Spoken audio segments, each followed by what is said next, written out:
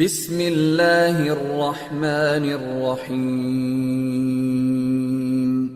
رب زدنی علما۔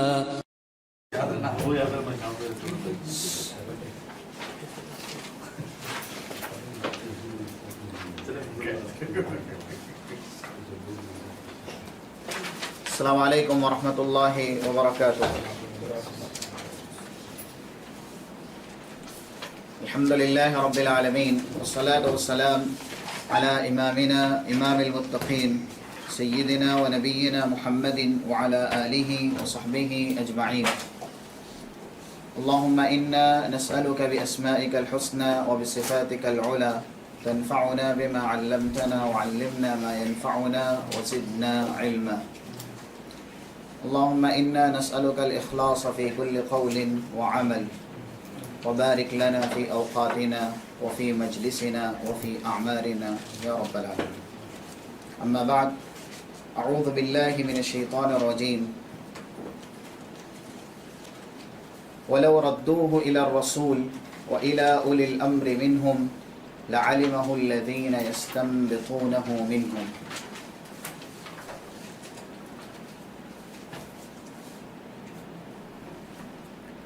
عن علي رضي الله عنه قال قال رسول الله صلى الله عليه وسلم سيكون في آخر الزمان قوم أحداث الأسنان سفهاء الأحلام يقولون من خير قول البرية يقرؤون الكتاب لا يجاوز إيمانهم حناجرهم يمرقون من الدين كما يمرق السهم من الرمية فأينما لقيتموهم فاقتلوهم فإن في قتلهم أجرا لمن قتلهم يوم القيامة۔ رواه البخاري في كتاب استتابة المرتدين۔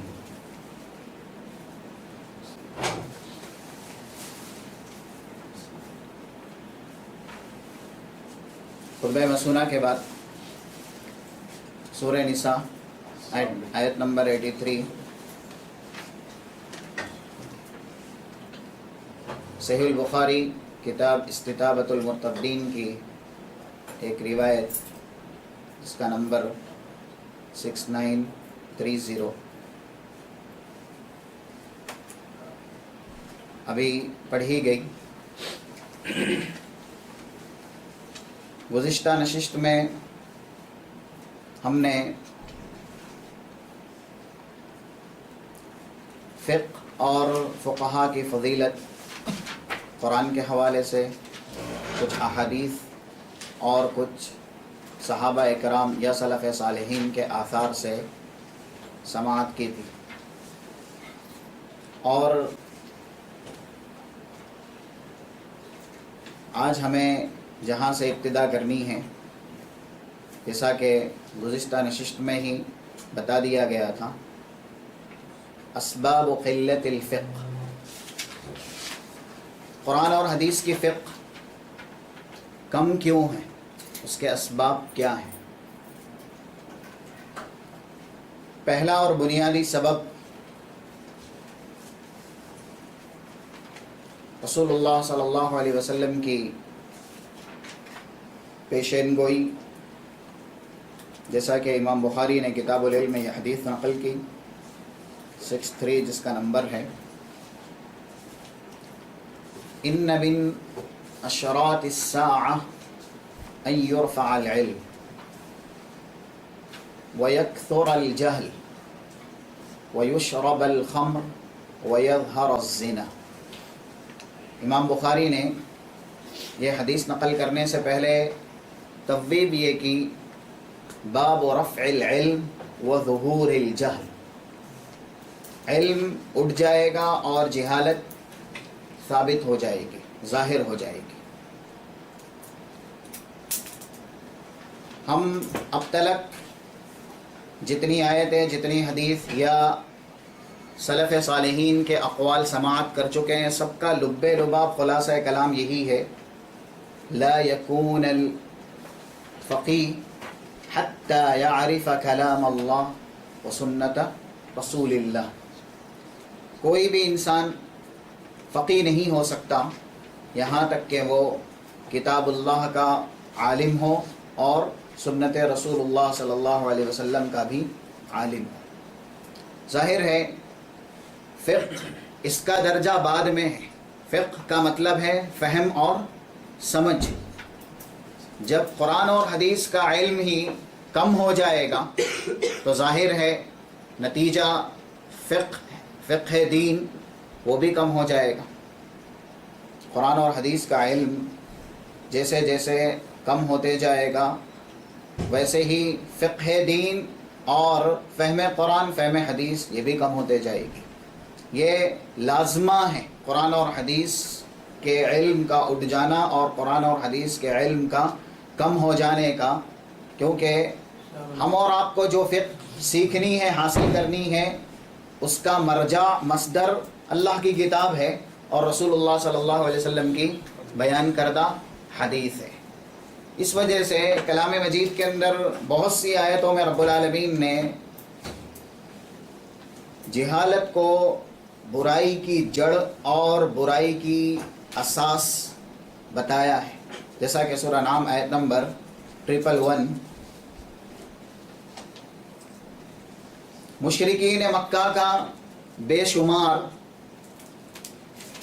دلائل اور براہین دیکھنے کے باوجود، معجزات دیکھنے کے باوجود ایمان نہ لانا، وَلَوْ أَنَّنَا نَزَّلْنَا إِلَيْهِمُ الْمَلَائِكَةَ وَكَلَّمَهُمُ الْمَوْتَى وَحَشَرْنَا عَلَيْهِمْ كُلَّ شَيْءٍ قُبُلًا مَا كَانُوا لِيُؤْمِنُوا إِلَّا أَن يَشَاءَ اللَّهُ وَلَكِنَّ أَكْثَرَهُمْ يَجْهَلُونَ۔ رب العالمین نے جن لوگوں کی یہ خواہش تھی کہ فرشتے ان سے ہم کلام ہوں، یا ایسے ہی جو قبر کے مردے ہیں وہ ان سے بات کرے، یا پے در پہ فرشتے ان کی فضیلت یا ان کی تعظیم کے لیے نازل کیے جائیں، رب العالمین نے کہا ان کی ساری خواہشات اگر پوری بھی کر دی جائے فما كانوا ليؤمنوا، تو یہ ایمان نہیں لائیں گے، الا ان یشاء اللہ، مگر جس کی تقدیر میں رب العالمین نے توفیق ایمان لکھ دی ہے، اللہ جسے ایمان کی توفیق دینا چاہے۔ وجہ کیا ہے؟ وَلَكِنَّ أَكْثَرَهُمْ يَجْهَلُونَ، کیونکہ ان میں سے اکثر لوگ جاہل ہیں۔ تو جب علم اٹھے گا، اسی وجہ سے رسول اللہ صلی اللہ علیہ وسلم کی جو حدیث بیان کی گئی، اللہ کے نبی صلی اللہ علیہ وسلم نے پہلے پیشن گوئی یہ کی، علم اٹھ جائے گا اور جہالت ثابت ہو جائے گی۔ اس کے بعد وَيُشْرَبَ الْخَمْرُ، جیسے ہی جہالت آئے گی تو شراب پی جائے گی، اور وَيَظْهَرَ الزِّنَا، زنا جو ہے وہ عام ہو جائے گا۔ یعنی آپ دیکھ رہے ہیں سلسلہ کیسا ہے۔ السلام ورحمۃ اللہ۔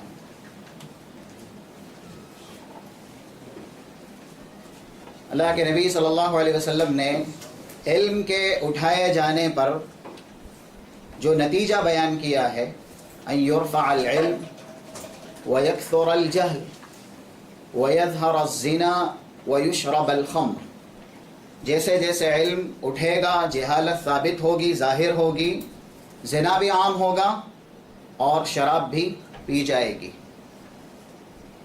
تو فقہ شرعی کی قلت کی بنیادی وجہ یہی ہے علم دین کا کم ہونا۔ اسی وجہ سے ایک حدیث ہے صحیح بخاری میں جس کا نمبر 100 ہے،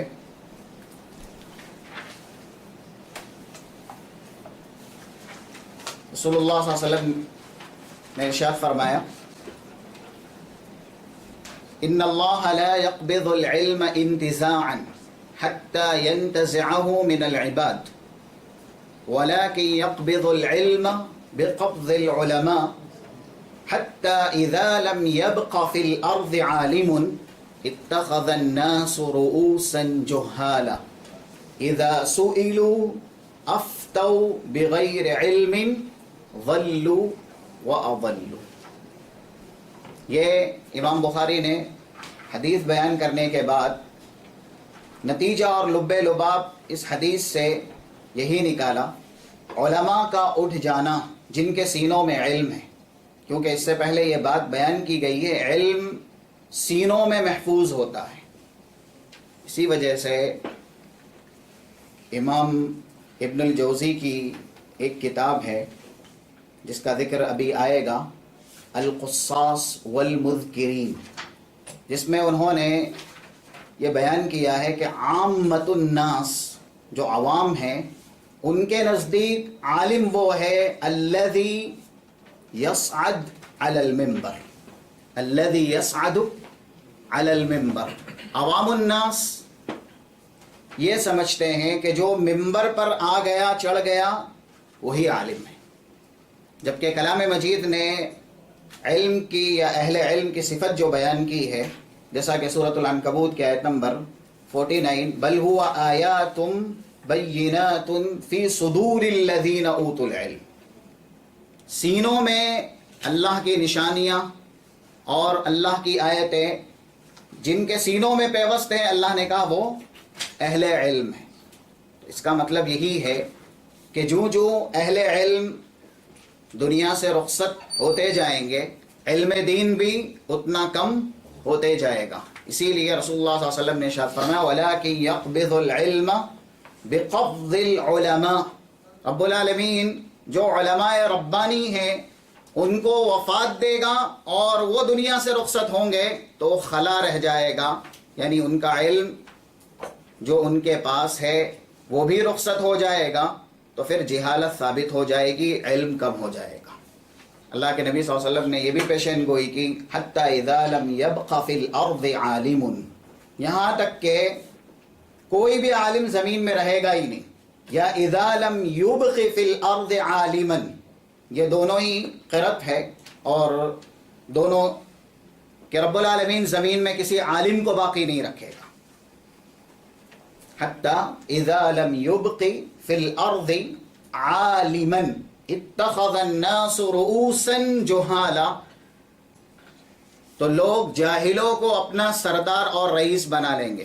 اذا سئلوا، جب بھی ان سے سوال کیا جائے گا جن کے سینوں میں علم نہیں ہے، افتوا، وہ فتویٰ دیں گے، ضلوا واضلوا، گمراہ بھی ہوں گے اور گمراہ بھی کریں گے۔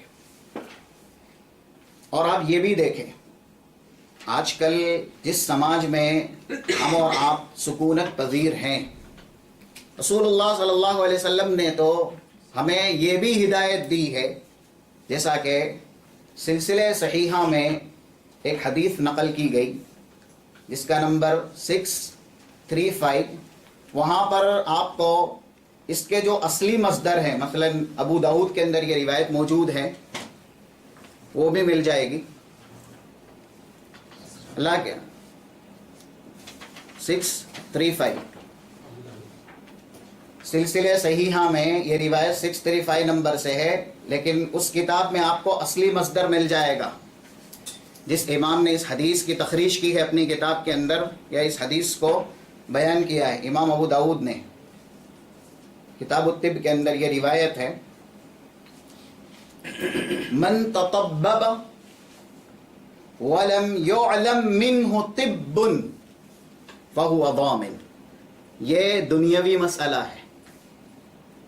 جب دنیا کے مسئلے میں رسول اللہ صلی اللہ علیہ وسلم نے امت کو یہ تعلیم دی کہ جس نے کسی کا علاج کیا، اپنے آپ کو طبیب ظاہر کیا، وَلَمْ يُعْلَمْ مِنْهُ طِبٌ، لیکن وہ طب جانتا نہیں ہے، اور جس مریض کا علاج کیا اگر اس کے ساتھ کچھ ہو گیا فَهُوَ ضَامِنٌ، تو پورا وبال اس پر ہے۔ آپ دیکھ رہے ہیں اس حدیث کی شرح میں محدثین نے یہی کہا یہ تو دنیا کا مسئلہ ہے، اگر دنیا کے مسائل میں کسی نے جہالت کی وجہ سے کسی کا نقصان کر دیا تو رسول اللہ صلی اللہ علیہ وسلم کہہ رہے ہیں اس کا جتنا نقصان ہے سب کا وبال جس نے کیا ہے جہالت کی وجہ سے اسی پر ہے۔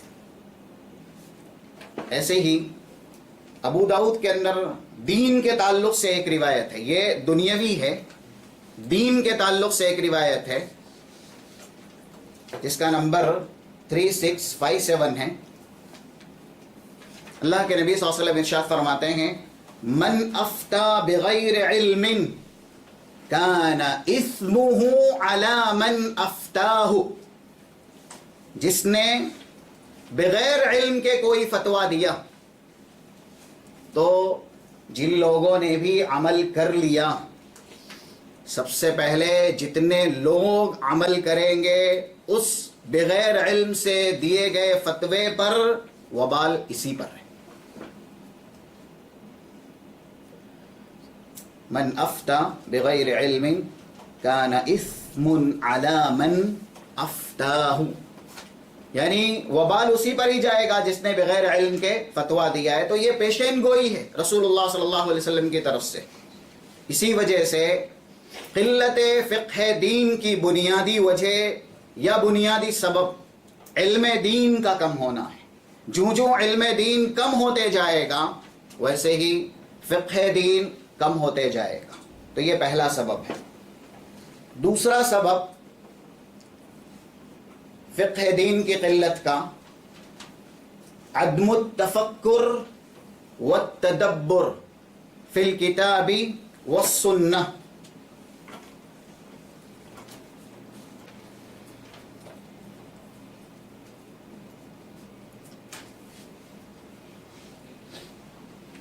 قرآن کریم کی ایک آیت ہے سورہ صاد آیت نمبر 29، جس میں رب العالمین نے قرآن کے نزول کا مقصد بیان کیا۔ کتاب انزلناہ الیک مبارک لیدبروا آیاتہ ولیتذکر اولو الالباب۔ نبی صلی اللہ علیہ وسلم آپ کی طرف بابرکت کتاب نازل کی گئی، ہم نے آپ کی طرف بابرکت کتاب نازل کی۔ لام کئی ہے یا لام تعلیل آپ کہہ لیں، لیدبروا آیاتی، کتاب نازل کرنے کا سبب تاکہ یہ لوگ اس کی آیتوں میں تدبر کریں۔ وَلِيَتَذَكَّرَ أُولُو الْأَلْبَابِ، جن کے پاس لب ہے یعنی خالص عقل، وہ لوگ اس کتاب کے اندر جو باتیں بیان کی گئی ہے اس سے نصیحت حاصل کریں۔ تو یہ آیت کریمہ بتاتی ہے قرآن کریم جو کہ فقہ دین کا اصلی مصدر ہے، فقہ دین کا اصلی مرجع قرآن کریم ہے، اور اس کا مقصد نزول اللہ نے بیان کیا تدبر، تفکر۔ جیسا کہ دوسری آیت اگر ہم دیکھتے ہیں تو رب العالمین نے بہت سی جگہوں پر وضاحت کی ہے اس کی۔ ایک آیت ہے سورۃ البقرہ کی آیت نمبر 219، جس کا ایک قطعہ ہے كَذَلِكَ يُبَيِّنُ اللَّهُ لَكُمُ الْآيَاتِ لَعَلَّكُمْ تَتَفَكَّرُونَ۔ رب العالمین تمہارے لیے آیتیں کھول کھول کے بیان کرتا، بالکل واضح کرتا، لیکن یہ واضح ترین آیت کلام مجید میں بیان کیوں کی گئی؟ لَعَلَّكُمْ تَتَفَكَّرُونَ، تاکہ تم لوگ غور و فکر کر سکو۔ ایسے ہی رب العالمین نے سورہ یونس آیت نمبر 24 میں کہا كَذَلِكَ نُفَصِّلُ الْآيَاتِ لِقَوْمٍ يَتَفَكَّرُونَ، ہم قرآن کریم کی آیتوں کو بالتفصیل بیان کرتے ہیں۔ لِقَوْمٍ، یہاں پر اللہ نے قوم کا ذکر کیا، ان لوگوں کے لیے جن کی صفت بیان کی گئی یتفکرون، جو تفکر کرتے ہیں، یعنی قرآن کریم ان کے لیے بیان ہے، ان کے لیے نصیحت ہے جن میں تفکر کی، تدبر کی قابلیت اور صلاحیت ہے۔ اور آپ دیکھیں سورہ نحل میں آیت نمبر 44، وَأَنزَلْنَا إِلَيْكَ الذِّكْرَ لِتُبَيِّنَ لِلنَّاسِ مَا نُزِّلَ إِلَيْهِمْ لَعَلَّهُمْ يَتَفَكَّرُونَ۔ یہاں پر رسول اللہ صلی اللہ علیہ وسلم کو اللہ کہہ رہا ہے ہم نے آپ کی طرف ذکر نازل کیا اور اس کے بیان کا پابند بھی آپ کو ہی بنایا۔ لِتُبَيِّنَ لِلنَّاسِ مَا نُزِّلَ إِلَيْهِمْ، جو لوگوں کے لیے نازل کیا گیا آپ ان کے سامنے اس کا بیان کریں گے۔ مثلا اقیموا الصلاۃ، تو رسول اللہ صلی اللہ علیہ وسلم نے اس کا بیان کیا۔ وآتوا الزکاۃ، رسول اللہ صلی اللہ علیہ وسلم نے زکات کا بھی بیان کیا. وَلِلَّهِ عَلَى النَّاسِ حِجُّ الْبَيْتِ مَنِ اسْتَطَاعَ إِلَيْهِ سَبِيلًا. رسول اللہ صلی اللہ علیہ وسلم نے اس کا بھی بیان کیا. وَأَتِمُّ الْحَجَّ وَالْعُمْرَةَ لِلَّهِ. یعنی جو کچھ بھی نازل کیا گیا کلام مجید میں اس کے بیان کی ذمہ داری کس پر ہے؟ رسول اللہ صلی اللہ علیہ وسلم پر. لیکن یہ بیان کس کی طرف سے ہے؟ اللہ کی طرف سے. جیسا کہ سورۃ القیامہ کی آیت نمبر 18 ثم ان علینا بیانہ. قرآن کریم آپ پڑھیں گے جیسے ہم پڑھائیں گے. فَإِذَا قَرَأْنَاهُ فَاتَّبِعْ قُرْآنَهُ. ہم جیسے آپ کو پڑھاتے ہیں آپ قرآن کریم پڑھیں گے. اس کے بعد ثم ان علینا بیانہ. اس کا بیان جو آپ لوگوں کے سامنے کرنے والے ہیں وہ بھی ہماری طرف سے. بہرحال اللہ نے اس کے بعد یہ کہا لعلہم یتفکرون، تاکہ یہ لوگ تفکر اور تدبر کر سکے. رسول اللہ صلی اللہ علیہ وسلم بھی قرآن کریم کا جو بیان لوگوں کے سامنے واضح کریں گے اس کا بھی مقصد یہی ہے تفکر اور تدبر کرنا. ایسے ہی ایک آیت ہے قرآن کریم کی سورۃ الاعراف آیت نمبر 176.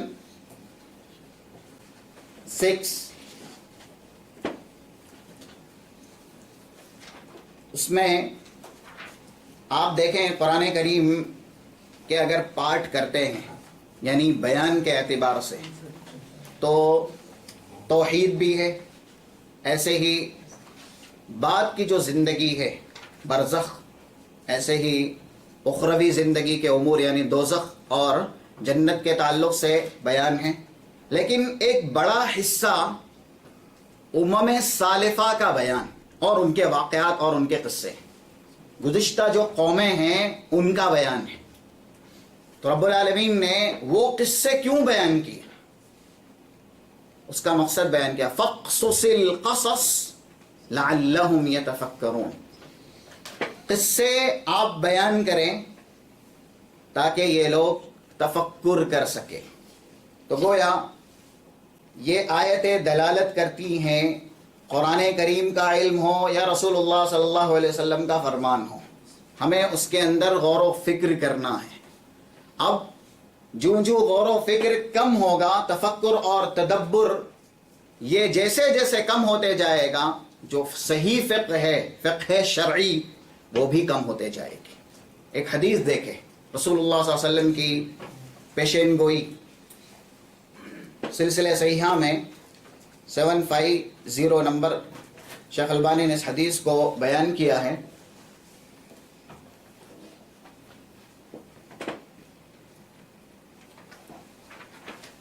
ان اکثر منافقی امتی قراؤها. یہ حدیث ہے.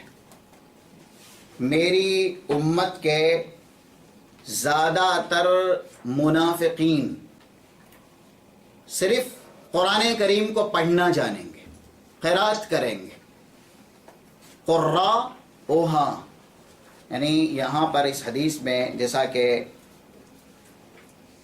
امام عبداللہ ابن مبارک کی کتاب ہے الزہد، اس میں یہ حدیث بیان ہوئی اور انہوں نے اس حدیث کے وضاحت اس طرح سے کی. جو ریا ہے ظاہر میں اللہ کی عبادت کرنا، لوگوں کو دکھانا، یعنی منافقین کیونکہ ان کی ایک صفت کلام مجید میں ہے یراؤن الناس، وہ لوگوں کو عبادت دکھاتے ہیں. تو عبداللہ ابن مبارک یہ کہتے ہیں رسول اللہ صلی اللہ علیہ وسلم کہتے ہیں میری امت کے زیادہ تر منافقین صرف قرآن پڑھیں گے، قراؤہا قرآن کی قرات کریں گے، یعنی اپنے اوپر سے نفاق کا لقب ہٹانے کے لیے یا پھر اپنے اوپر سے تہمت ختم کرنے کے لیے وہ قرآن کی تلاوت کریں گے. سمجھیں گے نہیں، دل سے بھی نہیں کریں گے اور وہ سمجھیں گے بھی نہیں. صرف وہ اپنے اوپر جو تہمت ہے کہ ہمیں کوئی منافق نہ سمجھے، اپنی پاکی کے لیے، اپنی صفائی کے لیے، لوگوں کو دکھانے کے لیے، باور کرانے کے لیے کہ ہم صاحب اسلام ہیں، وہ قرآن کی قرات زیادہ تر کریں گے. تو اب اللہ کے نبی صلی اللہ علیہ وسلم کی یہ پیشین گوئی ہے. اسی وجہ سے امام مالک کہتے تھے اس طرح یا اور جو حدیثیں ہیں اس سلسلے میں دلالت کرتی ہے، کیونکہ مسلم وغیرہ کے اندر کتاب صلاۃ المسافرین میں بھی کچھ حدیثیں ہیں جو منافق کے قرآن پڑھنے کی بطور مثال بیان کی گئی ہیں. مثل المنافق الذی یقرأ القرآن کمثل الحنظلہ، یا اس طرح کے کچھ الفاظ ہیں کہ جو منافق یعنی قرآن کریم پڑھتا ہے، یا کمثل الریحان، کہ جس کا ظاہری جو رنگ ہے وہ بہتر ہوتا ہے لیکن اس کا ذائقہ کڑوا ہوتا ہے. تو صحیح مسلم کے اندر مثالیں بیان کی گئی. وہ ساری حدیثوں کو امام مالک ملا کر کے ترجمانی کرتے تھے. بہت سے لوگ قرآن کریم پڑھیں گے، یعنی کثیر من الناس یقرؤون القرآن من لا دین لہم یا من لا خیر لہم.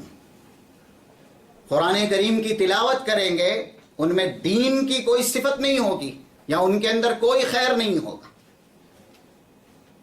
اسی وجہ سے ایک مقولہ بھی ہے، رب طال القرآن والقرآن یلعنہ. کچھ ایسے بھی قرآن کے طالی یعنی تلاوت کرنے والے ہیں، قاری ہیں، جن پر قرآن خود لعنت کرتا ہے. رب طال القرآن والقرآن یلعنہ، والقرآن یلعنہ، یعنی کچھ ایسے بھی قرآن پڑھنے والے ہیں جو حقیقت میں اس آیت کے مصداق نہیں بنتے، جو سورہ بقرہ آیت نمبر 121 میں اللہ نے بیان کیا، الذین آتیناہم الکتاب یتلونہ حق تلاوتی. قرآن کریم کی تلاوت کا جیسے حق ہے اس طریقے سے وہ تلاوت نہیں کرتے تو قرآن کریم خود ان کے لیے لعنت بھیجتا ہے. اسی وجہ سے یہ میزان ہے، القرآن حجت لک او علیک. قرآن جیسے سفارش کرے گا تو اس کی سفارش کی وجہ سے بہت سے لوگ جنت میں جائیں گے، لیکن کچھ ایسے بھی ہوں گے بدقسمت جن کے خلاف یہ قرآن ہوگا، اور جن کے خلاف قرآن ہو گیا وہ دوزخ میں جائیں گے. تو اسی وجہ سے رسول اللہ صلی اللہ علیہ وسلم کی یہ پیشین گوئی کہ قرآن کریم منافقین اس امت کے زیادہ تر محض تلاوت ہی کریں گے، سمجھیں گے نہیں. تو جب تفکر تدبر یہ صفت کم ہوگی، جو فقہ دین ہے وہ بھی کم ہی ہوگا. ایسے ہی فقہ دین کی قلت کی ایک بڑی وجہ جو رسول اللہ صلی اللہ علیہ وسلم نے حدیث کے اندر بیان کی ہے، یہ حدیث بھی سلسلہ صحیحہ میں ہے اور اس کا جو اصلی مخرج ہے آپ کو وہیں سے ہی مل جائے گا. 695 نمبر کی حدیث ہے، ان من اشراط الساعة ان يلتمس العلم عند الاصاغر. قیامت کی نشانیوں میں سے ایک نشانی ہے کہ علم اصاغر سے لیا جائے گا. اس کے معنی کیے گئے. اصاغر یہ اصغر کی جمع ہے، اصاغر. عبداللہ ابن مبارک نے ان کی مشہور کتاب الزہد میں یہ حدیث بیان کرنے کے بعد جو معنی لیا ہے وہ کہتے ہیں اہل البدع. اصاغر کا معنی انہوں نے اہل البدع لیا ہے. شیخ البانی نے سلسلہ صحیحہ میں اس حدیث کو وارد کرنے کے بعد شرح کرتے ہوئے کہا، اس سے مراد الجہل الذین لا يتعلمون العلم النافع والفقہ. اس سے مراد جاہلین ہیں. کون ہیں؟ جاہلین، جو کہ کتاب اللہ اور سنت رسول اللہ کا علم حاصل نہیں کرتے، ان کے پاس فقہ بھی نہیں ہے. اور آج فقہ دین کی جو قلت ہے، اس معنی میں ہمارے سماج میں یہ حدیث ہم اور آپ بآسانی منطبق کر سکتے ہیں۔ آج آپ دیکھ لیں کہ جو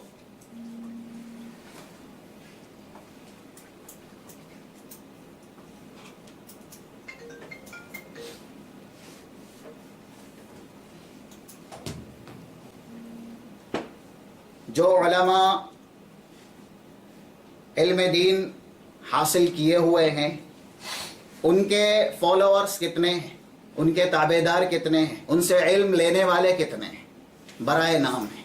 لیکن آپ دیکھیں یعنی ٹیلی ویژن پر جو لوگ مشہور ترین ہیں، جن کے حلقے کافی وسیع اور کشادہ ہیں، ان کے شاگردان کتنے ہیں اور ان کا مجمع کتنا اور ان سے علم لینے والے کتنے ہیں۔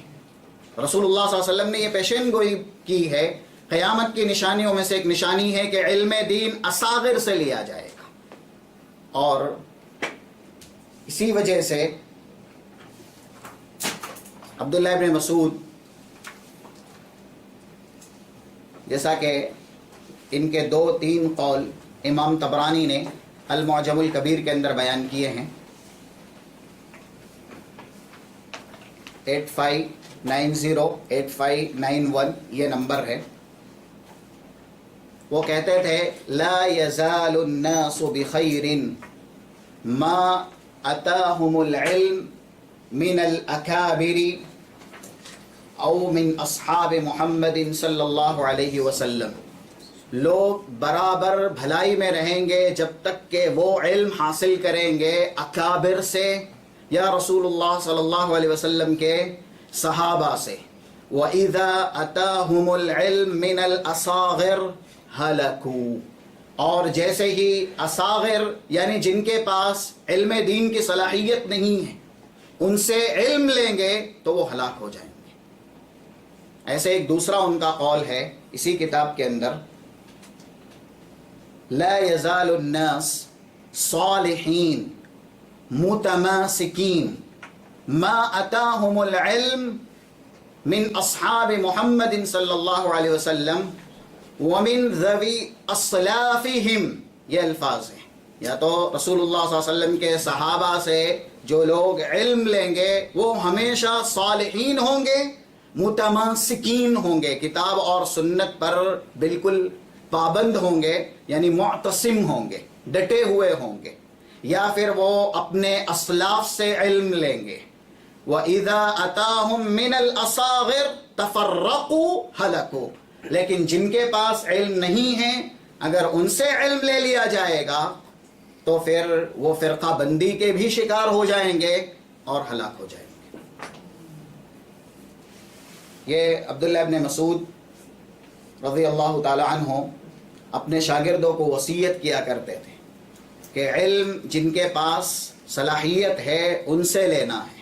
اسی وجہ سے آپ دیکھیں رسول اللہ صلی اللہ علیہ وسلم نے اشارہ کیا صرف علم ہی کے تعلق سے نہیں، لیکن سب سے پہلے ہم انہیں علم دین کے لیے استعمال کریں گے۔ یہ روایت صحیح ابن حبان کے اندر موجود ہے، 559 نمبر کی حدیث ہے، البرکۃ مع اکابرکم، البرکۃ مع اکابرکم، جو تم میں اکابر ہیں۔ اب عبداللہ ابن مسعود کے قول میں اکابر کا لفظ استعمال ہوا کہ ما اتاہم العلم من الاکابر، اور یہ دلیل ہے لن یزال الناس بخیر، لوگوں کے ہمیشہ خیر میں رہنے کی۔ رسول اللہ صلی اللہ علیہ وسلم کیا کہتے ہیں؟ البرکۃ مع اکابرکم، تم میں جو بڑے ہیں برکت انہی کے ساتھ رب العالمین نے رکھی ہوئی ہے۔ اور آپ نے اپنے اس قول کی عملاً شرح بھی کی ہے ایک دوسری حدیث کے اندر، صحیح مسلم کے اندر 1669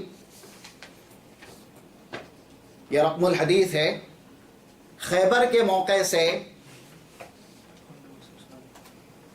1669 صحیح مسلم میں خیبر کے موقع سے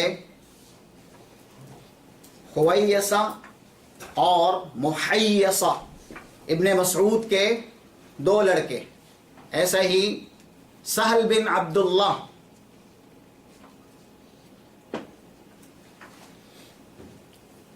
عبداللہ بن سہل عبداللہ بن سہل جنہیں ان کے بھائی نے اور حویسہ اور محیسہ انہوں نے خیبر کے کسی جگہ پر مقتول پایا، شہید کر دیے گئے، قاتل کا پتہ نہیں تھا۔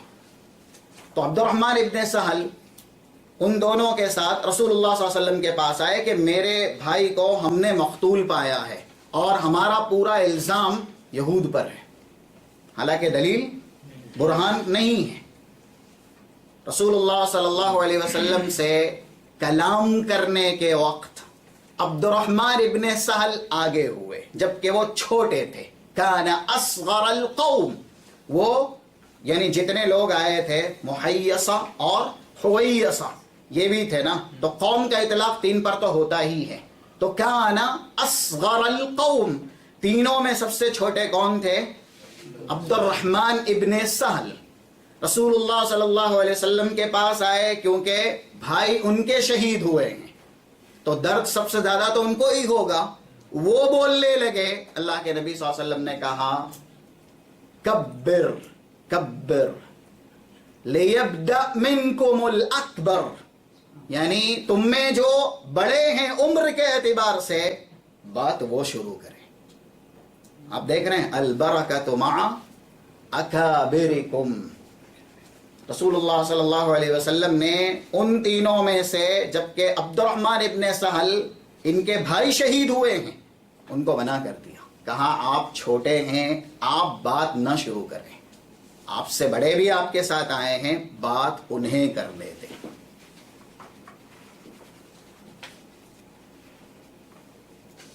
تو یہ حدیث بتاتی ہے کہ جو علم میں بڑے ہیں، ہاں ایسا ممکن ہے جیسا کہ امام شافعی وغیرہ کہتے تھے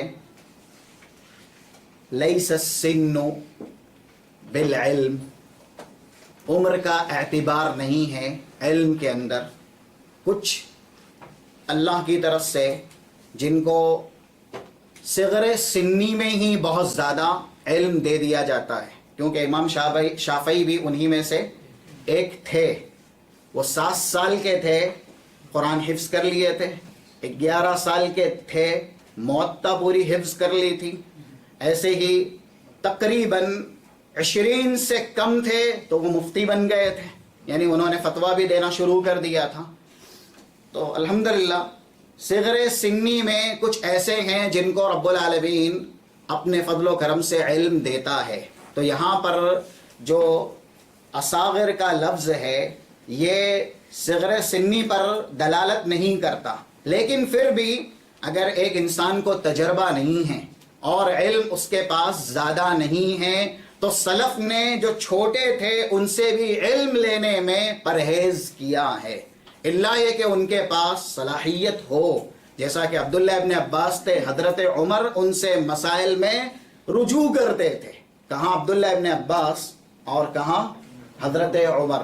لیکن یہ کم ہی ایسے ہوتے ہیں جن کو رب العالمین کی نعمت ملتی ہے اور اس کا فضل ملتا ہے۔ تو بہرحال کچھ ایسے علماء ہیں جیسے ابن قتیبہ ہیں، وہ اس حدیث کا ای التمس العلم عند الاصاغر، اصاغر کا معنی صرف جو لفظی ہے وہی لیتے ہیں، وہ کہتے ہیں جس کی عمر چھوٹی ہے اس سے علم نہ حاصل کیا جائے، جو اکابر ہیں وہ زیادہ لائق ہے کہ ان سے علم حاصل کیا جائے۔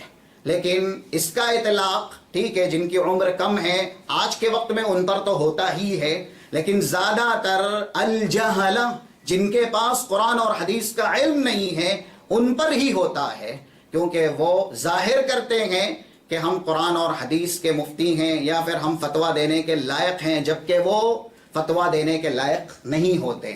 اسی میں ہم امام احمد ابن حنبل کا قول اگر یہاں پر نقل کر لیں تو بات اور بھی مزین ہو جائے گی۔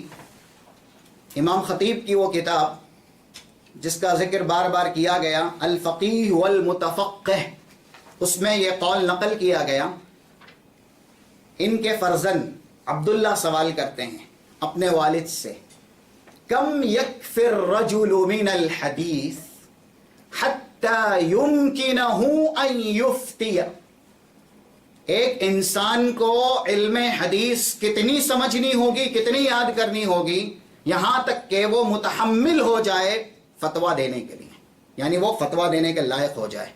سوال میں اور ایک جز الف حدیث مئۃ الف حدیث پوچھا گیا. قال لا، 1,00,000 حدیث کیا کافی ہے؟ ایک انسان کو اگر 1,00,000 حدیث کا علم ہو جائے اور وہ اپنے آپ کو مفتی ظاہر کر سکتا ہے، وہ قرآن اور حدیث کا فتویٰ دے سکتا ہے کسی بھی مسئلے کا؟ قال لا. پھر پوچھا گیا مئۃ الف حدیث، 2,00,000 حدیثیں اگر کسی کو یاد ہو جائے؟ قال لا. 300 الف حدیث، 3,00,000؟ قال لا. ایسے ہی 400 الف حدیث؟ قال لا. جب 5ویں بار کہا گیا 500 الف حدیث قال ارجو، 5,00,000 حدیثیں جسے حفظ ہو جائے یا جس کی معرفت حاصل ہو جائے تو امام احمد ابن حنبل کہتے ہیں ارجو ممکن ہے، یعنی اس میں اہلیت آئی ہے کہ اب وہ قرآن اور حدیث کے مسائل کا فتویٰ دے سکتا ہے. تو سلف کے یہاں فتویٰ دینا یوں سمجھیے کہ بڑا ہی اہم ترین شریعت کا حصہ سمجھا جاتا تھا، بلکہ یہ قرآن اور حدیث کے اندر جو نصوص وارد ہیں وَأَن تَقُولُوا عَلَى اللَّهِ مَا لَا تَعْلَمُونَ، اس سے ہی احتراز کیا جاتا تھا کہ رب العالمین نے ڈرایا ہے وَلَا تَقُولُوا لِمَا تَصِفُ، جیسا کہ سورہ نحل کی آیت نمبر 116 ہے، اور اس سے پہلے کی جو آیت تھی وہ سورہ اعراف آیت نمبر 33 ہے.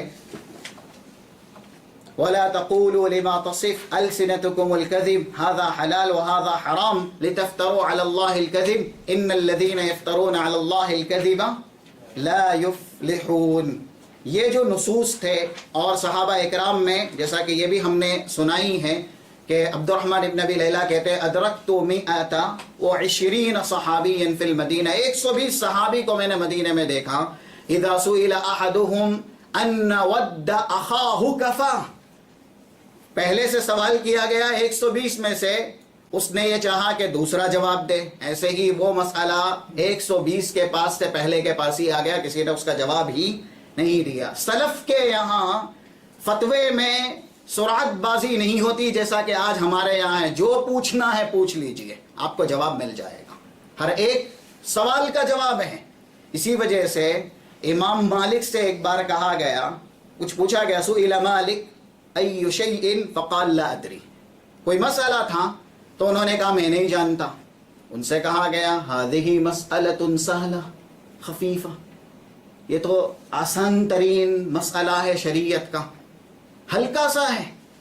امام مالک کہتے ہیں لیس فی الشرع شیء خفیف، لیس فی العلم شیء خفیف، شریعت میں یا علم شریعت میں کوئی چیز خفیف نہیں ہے، اگرچہ اس کا حکم خفیف ہی ہو لیکن ہمیں علم نہیں ہے اور ہم نے بول دیا تو جیسا کہ پہلے ہم جان چکے ہیں من افتى بغیر علم کان اثمہ علی من افتاہ، تو یہ نصوص ان کے سامنے تھے. تو بہرحال یہ بھی ایک بڑی اور بنیادی وجہ ہے رسول اللہ صلی اللہ علیہ وسلم کی پیشین گوئی کہ علم جب اصاغر سے لیا جائے گا جو علم کے مستحق نہیں ہے تو فقہ دین لا محالہ کم ہوگا. ایسے ہی یہ آخری وجہ فقہ دین کی قلت اور کمی کی قصاص، قصہ گو کا زیادہ ہونا، اور اس سلسلے میں مشہور ترین جو تالیفات ہے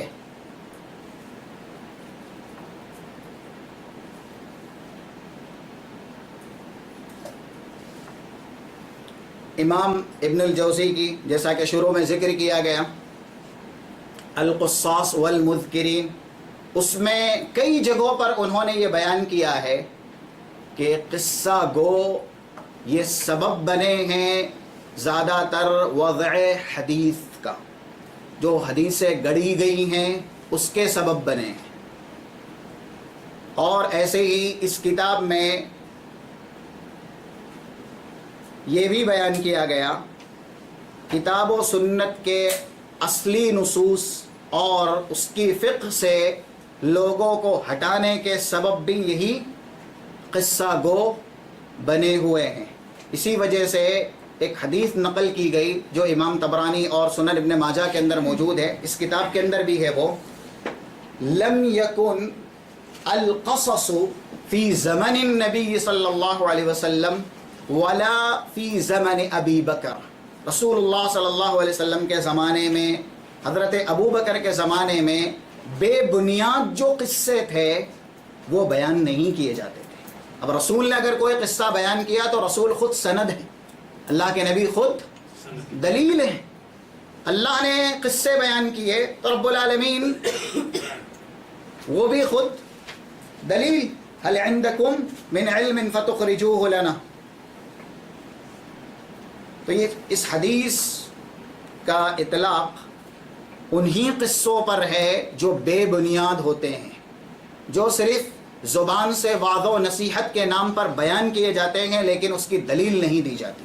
اور آج زیادہ تر یہی ہے. واعظین دیکھیں, خطبہ دیکھیں, جن کا دار و مدار قصوں پر ہی ہے زیادہ تر.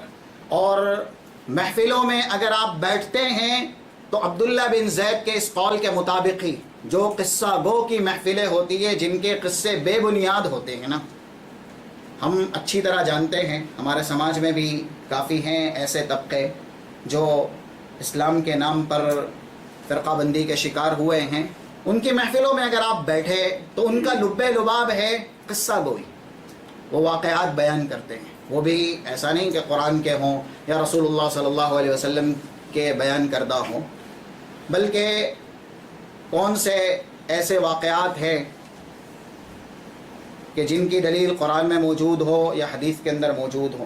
اللہ ماشاء اللہ زیادہ تر قصے ایسے ہیں جو کبھی بھی سنے نہیں گئے. یاتونکم بالاحادیث ما لم تسمعوا انتم ولا آباؤکم, کہ یہ ایسی حدیثیں ایسی باتیں بھی لے کے آئیں گے جو نہ تم نے سنی ہیں اور نہ ہی تمہارے آبا اور اجداد نے سنی. تو عبداللہ ابن زید کہتے تھے یجالس الرجل الرجل. حلیت الاولیاء میں ان کا یہ قول موجود ہے. ابو قلابہ عبداللہ بن زید سے بیان کرتے ہیں یجالس الرجل الرجل سنة ولم يتعلق منه شيء من العلم. ایک شخص ایسے ہی جو قصہ گو ہوتے ہیں, ان کی محفل میں 1 سال تک مجالست اختیار کرتا ہے لیکن 1 سال میں اس کو ایک علم بھی نہیں ملتا. 1 سال کے بعد وَلَمْ يَتَعَلَّقْ مَعَهُ شَيْءٌ مِّنَ الْعِلْمِ, علم ایک چیز کا بھی نہیں ملا. وَكَانَ يَجْلِسْ إِلَىٰ عَالِمٍ ثُمَّ يَقُومُ وَمَعَهُ شَيْءٌ مِّنَ الْعِلْمِ. لیکن کچھ ہی دیر اگر عالم کے پاس بیٹھے گا جس کے پاس علم ہے تو جب وہ اٹھے گا تو اپنے ساتھ کچھ لے کے جائے گا, اس کو کچھ علم ملے گا. اسی وجہ سے یہ بیان کرنے سے پہلے عبداللہ ابن زید یہ کہا کرتے تھے کہ زیادہ تر دین کو جس نے نقصان پہنچایا ہے یا پھر دین کو خراب کیا ہے وہ ہیں قصہ گو, جن کے یہاں قصے ہوتے ہیں وعظ و نصیحت کے لیے لیکن وہ بے بنیاد ہوتے ہیں. اسی وجہ سے رسول اللہ صلی اللہ علیہ وسلم کی ایک حدیث ہے, سلسلہ صحیحہ میں یہ موجود ہے 1681 جس کا نمبر ہے, ان بنی اسرائیل لما ہلکوا قصوا. بنی اسرائیل قصہ گوئی کی وجہ سے, کیونکہ وہ زیادہ تر قصے بیان کرتے تھے, رب العالمین نے انہیں ہلاک اور برباد کر دیا. شیخ البانی نے حدیث نقل کرنے کے بعد مفید جو کلمات شرح کے طور پر ذکر کیے ہیں, ان سبب اہلاکہم اہتمام وعاظہم فی المجالس. ان کے ہلاک ہونے کا سبب ان کے جو واعظین تھے اپنی محفلوں میں قصہ گوئی کرتے تھے جو کہ علم نافع بھی نہیں ہے اور فقہ بھی نہیں ہے. اگر وہ اس سے بچ جاتے تو ہلاک نہیں کیے جاتے, لیکن وہ اس سے بچے نہیں, اس وجہ سے وہ ہلاک اور برباد کر دیے گئے.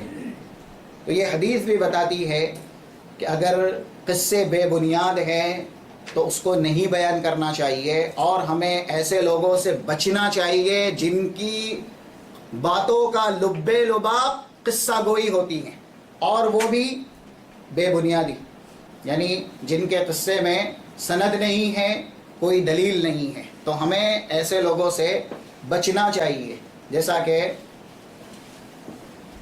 عبداللہ ابن عمر ان کے تعلق سے ہیں، امام طبرانی نے معجم الکبیر کے اندر یہ اثر بھی نقل کیا، وہ ایسی مساجد سے نکل جاتے تھے جس میں کوئی واعظ قصہ گو ہوتا، یعنی وہ مسجد سے ہی نکل جاتے، مسجد میں ہی نہیں بیٹھتے، اور کہتے ہیں لولاہم ما خرجت، اگر یہ لوگ نہ ہوتے تو میں مسجد سے نہیں نکلتا، لیکن یہ موجود ہیں اور یہ باتیں بیان کریں گے جس کے اندر کذب زیادہ ہے، جھوٹ زیادہ ہے، اس لیے میں موجود نہیں رہ سکتا۔ وہ مسجد سے نکل جاتے تھے، یہاں تک کہ محمد ابن سیرین نے ان سے سوال کیا گیا قصے ہی کے تعلق سے، تو کہا کہ یہ بدعت ہے جسے خوارج نے ایجاد کیا ہے، ایسے قصے جو بے سند ہیں، نہیں تو قرآن میں اللہ نے قصے بیان کیے ہیں جو ہماری عبرت کے لیے، نصیحت کے لیے بہت زیادہ کافی اور شافی ہیں۔ رسول اللہ صلی اللہ علیہ وسلم نے احادیث صحیحہ میں بہت سے قصے بیان کیے جو عبرت کے لیے کافی اور شافی ہیں۔ قرآن کریم نے تو جیسا کہ آیت پڑھی بھی گئی جس میں حکم بھی دیا فقصص القصص لعلہم یتفکرون، کہ جو امم سالفہ کے قصے بیان کیے گئے ہیں اس کو لوگوں کے سامنے بیان کرو۔ رسول اللہ صلی اللہ علیہ وسلم کی خواہش تھی کہ کوئی بہترین قصہ مجھے سنایا جائے یا مجھ پہ نازل کیا جائے۔ تفسیر ابن کثیر میں سورہ یوسف کی ابتدائی تفسیر میں آپ کو یہ حدیث بھی مل جائے گی، رسول اللہ صلی اللہ علیہ وسلم کی خواہش تھی کہ مجھ پر کوئی اللہ کی طرف سے بہترین قصہ نازل کیا جائے، تو ابتدائی آیت میں، آیت نمبر 3 میں رب العالمین نے واضح کیا نحن نقص علیک احسن القصص، ہم نے آپ کے اوپر سب سے بہترین قصہ نازل کیا، اور اگر مطلقاً قصہ گوئی مذموم ہوتی تو کلام مجید میں ایک مستقل سورت القصص نہ بنتی۔ اور پھر رب العالمین نے قصے کے تعلق سے یہ بھی کہا، جیسا کہ سورہ یوسف کے اخیر میں ہی ہے، غالباً 111 نمبر کی جو آیت ہے، لَقَدْ كَانَ فِي قَصَصِهِمْ عِبْرَةٌ لِأُولِي الْأَلْبَابِ، جو عقل مند ہیں ان کے لیے یہ بیان کردہ قصوں میں عبرت اور نصیحت ہے۔ تو قصے اگر قرآن اور حدیث سے ثابت شدہ ہو تو وہ بیان کرنے چاہیے، کیونکہ موعظت اور نصیحت یہ اہل ایمان کو فائدہ دیتی ہے۔ سورہ ذاریات کی آیت نمبر 55، وَذَكِّرْ فَإِنَّ الذِّكْرَى تَنفَعُ الْمُؤْمِنِينَ، مومنین کو آپ نصیحت کریں، تو یہ نصیحت کے لیے کلام مجید میں رب العالمین نے قصے بیان کیے ہیں۔ ہم یہ کہہ رہے تھے کہ جو کتاب القصاص والمذکرین میں حدیث آئی کہ رسول اللہ صلی اللہ علیہ وسلم کے زمانے میں، حضرت ابو بکر کے زمانے میں قصہ گوئی تھی نہیں، اس سے مراد وہی قصے ہیں جن کی سند نہیں ہے۔ حضرت عمر کے زمانے میں تمیم الداری استأذن عمر، انہوں نے حضرت عمر سے اجازت مانگی اور 2 مرتبہ فلم یأذن لہ، اجازت مانگی منع کر دیا، دوبارہ اجازت مانگی منع کر دیا، کیونکہ یہ صاحب قصہ ہیں۔ تمیم الداری کون ہیں؟ صاحب قصہ، یہ وہ ہیں جن سے رسول اللہ صلی اللہ علیہ وسلم نے بھی روایت کی۔ صحابہ میں یہ ایک ہی صحابی ہیں جن سے رسول اللہ روایت کرتے، اللہ کے نبی صلی اللہ علیہ وسلم نے ان سے حدیث روایت کی ہے۔ ہم جانتے ہیں جو دجال کی جو بیان کردہ مشہور ترین حدیث ہے صحیح مسلم کے اندر، تو ان کے پاس وہ قصے تھے جو رب العالمین نے ان کو دکھائے اور بتائے تھے، یہ بیان کرنا چاہتے تھے۔ حضرت عمر نے تیسری بار اجازت تو دے دی، فَأَشَارَ إِلَى الذَّبْحِ، لیکن اشارہ ایسے کیا کہ آپ بیان ضرور کر رہے ہیں، آپ صحیح ہیں، ہم آپ پر کوئی الزام نہیں لگاتے، لیکن ایسا نہ ہو کہ آپ کو کوئی قدوہ اور نمونہ بنا لے، آپ کو دلیل بنا لے۔ اسی وجہ سے عبداللہ ابن مسعود، کیونکہ یہ فقیہ الامہ ہیں، بدعت کی تردید میں آپ اگر صحابہ کی جماعت میں اقوال کسی کے زیادہ پائیں گے تو یہی صحابی ہیں، عبداللہ ابن مسعود۔ انہوں نے سارے راستے مسدود کر دیے، جہاں سے بھی بدعت پنپ سکتی تھی۔ ان کے تعلق سے یہی کتاب القصاص والمذکرین، اور ایک دوسری کتاب ہے امام حافظ عبد الرحیم العراقی کی، 806 میں ان کی وفات ہے۔ حافظ ابن حجر کے یہ استاد ہیں، ابن عراقی جنہیں کہتے ہیں، عبد الرحیم العراقی۔ ان کی کتاب ہے الباعث علی الخلاص من حوادث القصاص، الباعث علی الخلاص من حوادث القصاص، یہ کتاب، اور امام سیوطی کی ایک کتاب ہے تحذیر الخواص من اکاذیب القصاص۔